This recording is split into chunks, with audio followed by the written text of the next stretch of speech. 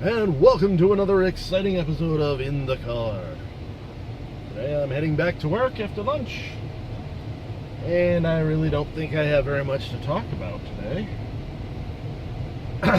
It's kind of a slow news week. I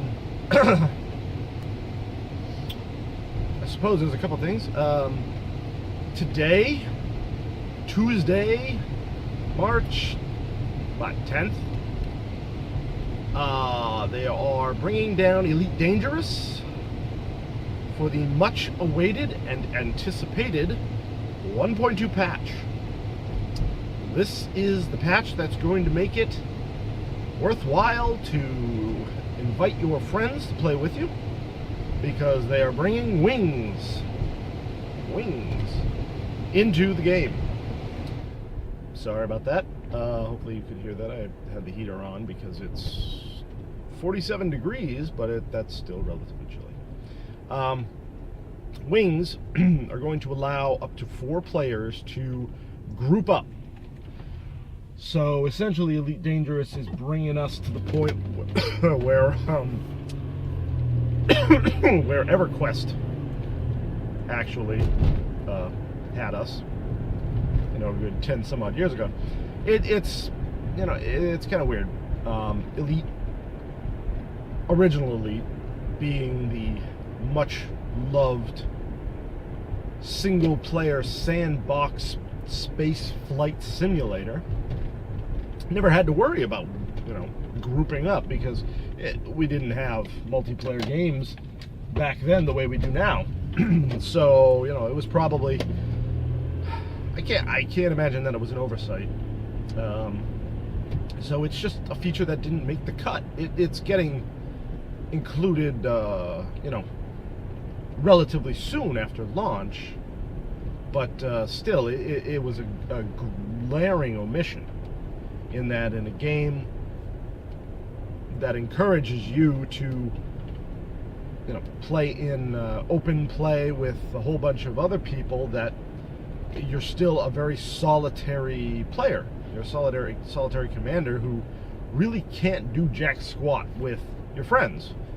I don't really like recommending Elite Dangerous, even though I love the game, primarily because it's a very, very, very, very super duper acquired taste, and because there was no group gameplay mechanics in the game itself. So you could invite your friends in, but you couldn't really play with them. You could play with them, but there was no mechanism for traveling together, no mechanism for sharing bounties together. So the last person to pop the target gets the cash, which really sucks if if you weren't essentially the biggest damage dealer, but you managed to get the kill.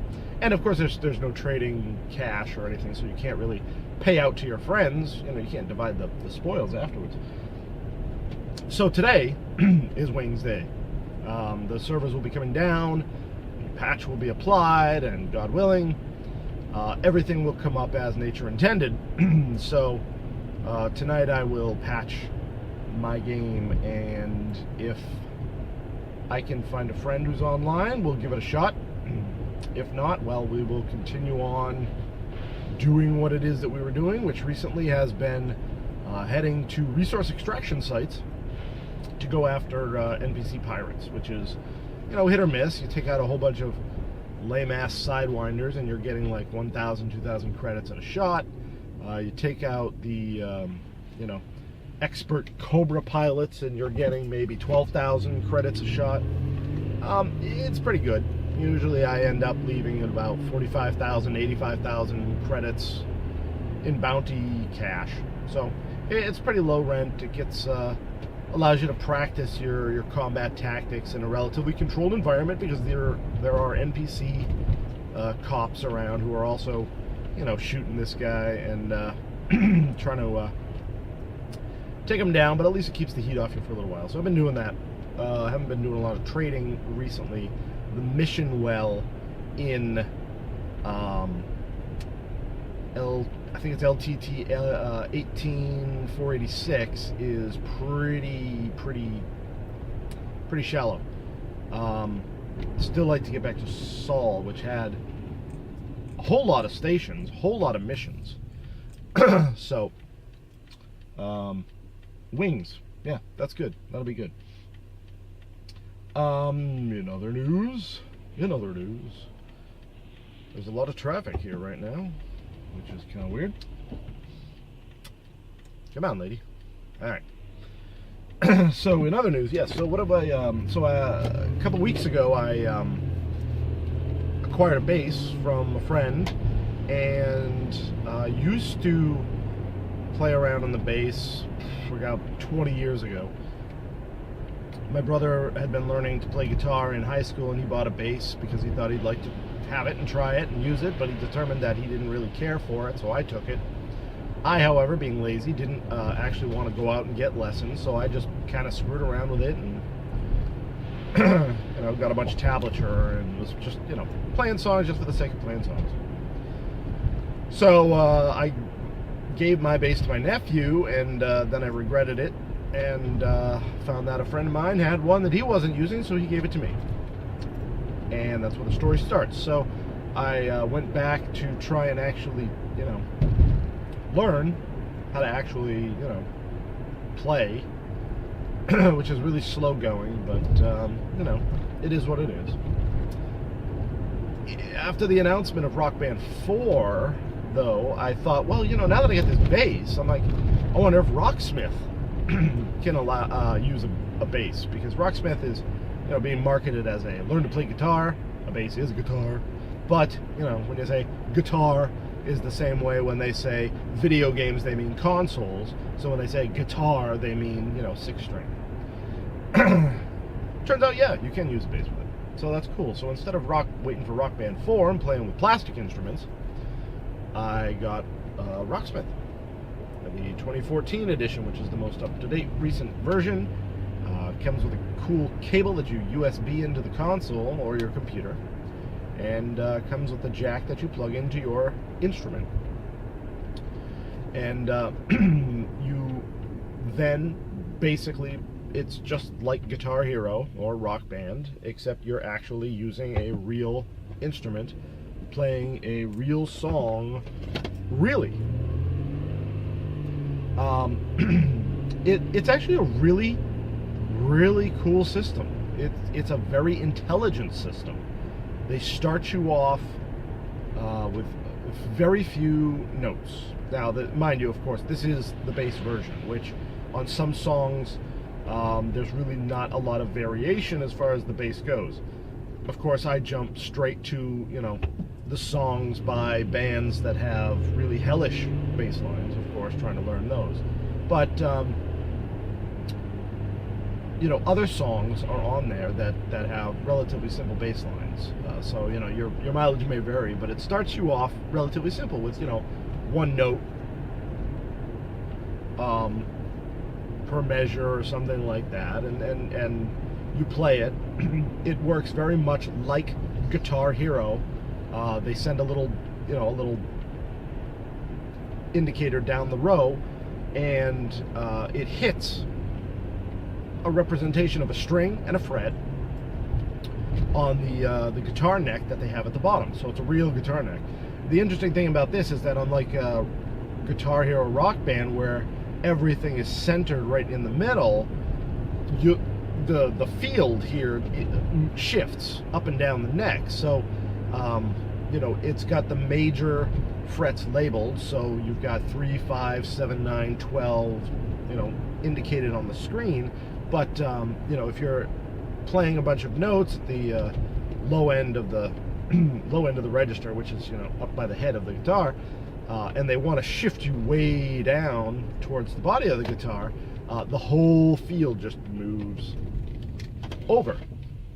So you can see it coming because it kind of zooms out and it kind of shows you, hey, the rest of the fretboard is coming into view. Get ready to move your fingering further down towards the body or further up towards the neck. As you go, though, the more accurately you play, the more notes they start throwing at you. And there's a little meter at the top of the screen that shows you essentially how well you're doing in different phrases of the song. So as you go and you successfully hit more and more notes, they'll just keep adding notes to you as the song is playing. So it's not like, oh, well, you did well on this, start it over and we'll give you more notes. It's, hey, you who are in the middle of this song, you're doing pretty well, so we're going to make it harder for you, and they're going to start throwing in more notes. The idea being that if you're really, really good, you can achieve the actual song while you're playing. I don't think it's actually designed to give you the whole song in the course of playing it once, but after you're done, you can identify sections where you need a little practice, and then you can do the riff repeater mode, which allows you to go to that particular section that you're having problems with and just play that over and over again at like 75% speed. And as you go, you're playing this repeating riff. As you successfully hit it without missing notes, it will give you a pat on the back, tell you you're leveled up. It'll scroll you back to the beginning of the phrase, and it'll run you through again, except more notes, and more notes. So the idea being that you practice this riff over and over again, over and over again, over and over again, adding more and more notes each time until you get to 100%. Once it determines that you've gotten to 100%, it gives you a pat on the back and says, all right, we're cranking the speed up to normal, and they expect you to play the whole riff at full speed, which technically you can do because you've just spent the past, 10 minutes playing it at 75% as they're throwing in, gradually throwing in new notes and new notes and new notes. This is good. It allows you to learn that particular phrase, but it's also bad because, all right, so for anybody who's not played an instrument, especially a guitar, there's two ways of doing it. There's the right way, and then there's the half-assed way. The right way is to actually sit down with an instructor and learn to play the guitar. You learn notes, you learn your chords, you learn your fingering, you learn everything that you need to learn, and that prepares you to actually play the instrument. So you could actually just pick up the instrument. You could play your own compositions, you can compose your own stuff there. You could probably even also, ear tune a song by listening to it. And the notes on the fretboard, where each of them are. The half-assed way of doing it, that I do it, and the way that a lot of other people do it these days, is to start off by reading, by looking at the fretboard, recognizing that it is part of the guitar, and then looking for something called tablature. Now, tablature, basically what it does is, instead of representing a musical stave, it represents a black and white representation of the fretboard for the device you're currently using. So for a guitar, it would be 6 strings. For a bass, it would be anywhere between 4 and 6 strings. And what it does then is it provides, in the case of the bass, is 4 lines. And each one of those lines represents a string. And on that string, you will have a number that represents both a note and the fret that you press down on for that string. So what it does is essentially, basically put your finger here. Now the numbers, of course, don't represent, the notes, whatever you call it, duration, timing. So you have to kind of know the song or listen to the song and kind of figure out how long you're supposed to keep the note, whether there's sustain, whether you're going to slide or bend or whatever. There is other accompanying tablature notation for all of that business, but, bass level tab is going to give you just the number, which represents the fret on the string you push. So what Rocksmith does is kind of give you a high-tech version of tablature. So it's saying, okay, get ready, push here on this string and this fret, then here on this string and this fret, and here on this string and this fret. So what you end up doing is learning to play the particular song that you're working on. So you could technically disconnect the guitar from the game, go over to your amp, plug it in, and cue up that song and play along with that song. So fantastic, you've learned the song. You can now participate in a, Bon Jovi cover band and learn to play, Dead or Alive. If that's what you're after, great. And I mean, there is a level of satisfaction to being able to play a song, an actual song on an actual instrument. For those of us who just want to screw around with it and don't really have any delusions that we're going to form a band and, get successful and make, tons and tons of money. So what Rocksmith does is it teaches you to play songs. There is a mode, however, in the game that gives you lessons. So they will go ahead and actually teach you how to play an instrument. And the glorious thing about this is that you can actually get this. A lot of people believe that if you want to learn to play an instrument, you got to start when you're like 2 years old because, that's when the prodigies do it. But you don't really need to. Using Rocksmith, you can actually pick up an instrument and you can actually buy a guitar plus Rocksmith bundle for $199. You can pick up the instrument, plug it in, you can do the lessons, internalize the lessons, and then you can practice the songs using what you've just internalized, and you can actually learn to play the guitar at any age. I'm 42 years old. 41 years old. And, like I said, 20 years ago, I was playing around on the bass, never really learned to play the bass. I'm not a bass player, but I do play on the bass. And, even now, using Rocksmith, I can come back 20 years later and pick it up again and actually, get back to learning to play songs. Never going to be a bass aficionado, virtuoso, but, it's pretty good for what it does, and it's fun. And, if you need to get it, you could probably get it for about half off at GameStop, which is where I got it. Normally it sells for $80. You can get it for about $39.99 with the cable. And you can enjoy yourself playing guitar in the comfort of your own home.